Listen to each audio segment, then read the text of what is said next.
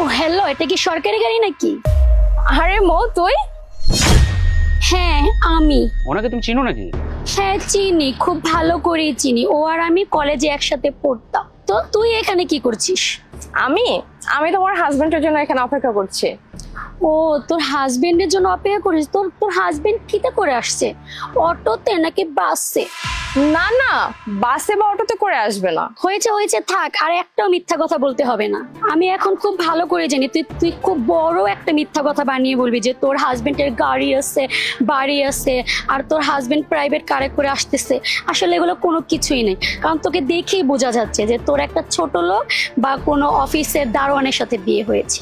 আচ্ছা মো, আমি তোর সাথে কেন মিথ্যা কথা বলতে যাব তুই একটু বল আমাকে। তুই না আগে আমার গাড়ির সামনে থেকে সর, কারণ এত বড় গাড়িতে যদি স্কেচ পড়ে না, তাহলে তুই আমাকে এটা ঠিক করার জন্য টাকা দিতে পারবি না, কারণ তোর কাছে এত টাকা পয়সা নেই। মো, তোর সাথে আমার এতদিন পরে দেখা হয়েছে, কোথায় তুই আমার সাথে ভালো দুটো কথা বলবি তা না, তুই আমার সাথে দুর্ব্যবহার করেই যাচ্ছিস। বাই দ্য ওয়ে, তুই নতুন গাড়ি কিনেছিস, সেজন্য কংগ্রাচুলেশন। থ্যাঙ্কস, বাট আমি জানি তোদের না এরকম গাড়ি কেনার সামর্থ্য নেই। আর by the way, meet my will be husband Sabuj Khan. আর এই গাড়িটার দাম কত জানিস? 50 লক্ষ টাকা। জীবনে এরকম গাড়ি চোখে দেখেছিস? আর তোরা তো জীবনে কোনোদিন এই গাড়ি কিনতে পারবি না, শুধু দেখেই আফসোস করবি। হ্যাঁ ঠিক বলেছিস, গাড়িটা কিন্তু তোর বেশ সুন্দর।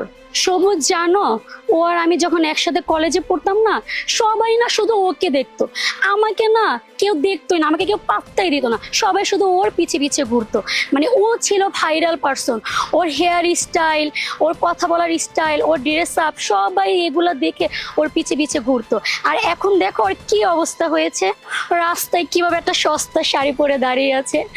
শোন, যারা যারা তোর পিছনে ঘুরতো না একসময়, তুই যাদের ক্রাশ ছিলি, তারা এখন তোকে দেখলে উল্টা দিকে ঘুরে দৌড়াবে, বুঝছিস? কারণ তোর আর আগের মতো সৌন্দর্যটা নেই। আর তুই না বলতে যে তোকে যে বিয়ে করবে সে নাকি থাকবে লাখে একজন। এখন কি তোকে কেউ দেখে বলবে যে তুই লাখে একজনকে বিয়ে করেছিস? তুই এমন একটা লোককে বিয়ে করেছিস যে তোকে এই রোদের ভিতরে, রাস্তার ভিতরে দাঁড়া করে রাখছে। তোর অবস্থা দেখ আর আমার অবস্থা দেখ, এতে বোঝা যাচ্ছে যে তুই একটা ফকিন্নি হয়ে গেছিস। আর শোন, তোকে তোর হাজবেন্ড কতটা যে ভালোবাসে তা আমার এখন তোর এই অবস্থা দেখে বোঝা হয়ে গেছে। আরে ভালোবাসা নিয়ে কেন কথা বলতে যাব বল? ভালোবাসা নিয়ে কারা কথা বলে জানিস? যাদের জীবনে ভালোবাসার খুব অভাব। কিন্তু আমার জীবনে তো ভালোবাসার কোনো অভাব নেই। আমি যাকে আমার জীবনে জীবনসঙ্গী হিসেবে পেয়েছি না, তাতে আলহামদুলিল্লাহ। সে আমাকে প্রচুর ভালোবাসে, আমার খুব যত্ন করে, কেয়ার করে, সবসময় আমার দিকে তার নজর থাকে।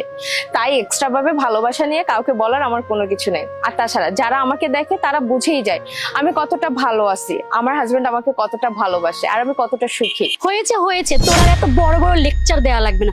এখন হয়তো তুই বলবি তোর হাজবেন্ডের আমাদের মতন গাড়ি আছে, বাড়ি আছে, ব্যাংক ব্যালেন্স আছে, আসলে তো কোনো কিছু নাই। এত বড় বড় লেকচার তুই আমার সাথে আর দিস না, ঠিক আছে? আর শোন, তোর এই অবস্থা দেখে না আমার খুব শান্তি লাগতেছে, কারণ আমি তোকে কলেজ লাইফ থেকে খুব জেলাস ফিল করতাম, এখন তোকে দেখে আমার খুব ভালো লাগতেছে, বিশ্বাস কর। কি বলছো? এইটা তোমার বান্ধবী? ও মাই গড, এরকম খ্যাত একটা বান্ধবী তোমার হতে পারে? আর তুমি কোথায়, আর তোমার বান্ধবী কোথায়? কি বললি মৌ তুই? তুই কলেজে থাকাকালীন অবস্থায় আমাকে জেলাস করতি, আমাকে হিংসা করতে, আমাকে দেখতে পারতি না? ও মাই গড! অথচ আমি তোকে আমার জীবনের সেরা বন্ধুটি ভাবতাম, ভাবতাম তুই আমার বেস্ট ফ্রেন্ড, তোর উপর আমার লাইফে আর কেউ নেই।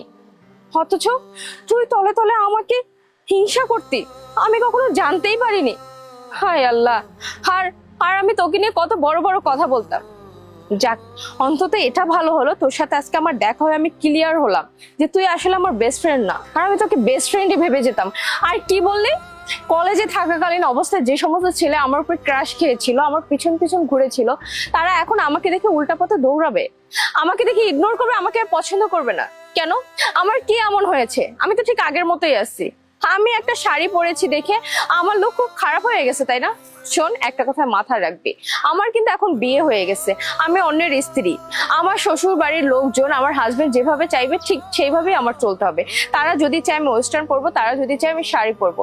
আর শাড়িতে কি এমন আসছে, আমি এটা পরতে খুবই কমফোর্টেবল, আমার কাছে কোনো অসুবিধা মনে হয় না। আর আমি তাদের অবাধ্য হয়ে এমন কোনো কিছুই করবো না যাতে আমার শ্বশুর বাড়ির মান সম্মান চলে যায়, আমার হাজবেন্ডের মান সম্মান চলে যায়।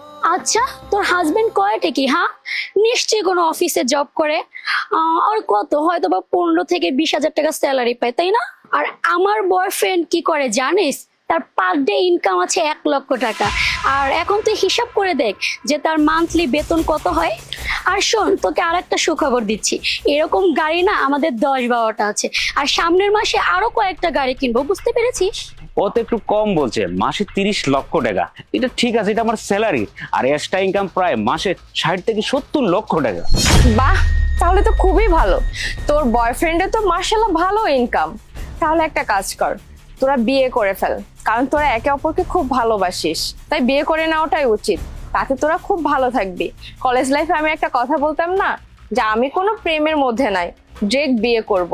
কারণ প্রেম করে সময় অপচয় করার মতো মেয়ে আমি না। তাই তোদেরকেও বলছি, তোরা বিয়ে করে ফেল, তাতে তোরা ভালো থাকবি। এই শোন, বিয়ে করবো না না করবো এটা সম্পূর্ণ আমার ব্যক্তিগত ব্যাপার। তুই এত কথা বলিস না, হ্যাঁ, এত বড় বড় লেকচার দিস না আমাকে। আর শোন, তুই বিয়ে করে তোর কি অবস্থা হয়েছে, সবাই না তোর উপরে ক্রাশ ছিল, তুই হ্যান হবি ত্যান হবি, এখন দেখ তোর কি ফকিন্নি মার্কা অবস্থা। শোন, যারা একসময় তোর পিছে ঘুরতো না, তারা এখন তোর এই গেটআপ দেখে উল্টা পিছে দৌড় দিবে, বুঝছস? আর শোন, তোকে একটা কথা বলি, কলেজ লাইফ থেকে না তোর প্রতি আমার খুব হিংসা হতো, কারণ সব ছেলেরা শুধু তোর পিছে পিছে ঘুরতো, আমাকে কেউ পাত্তাই দিত না, কারণ আমি তোর মতো সুন্দর ছিলাম না।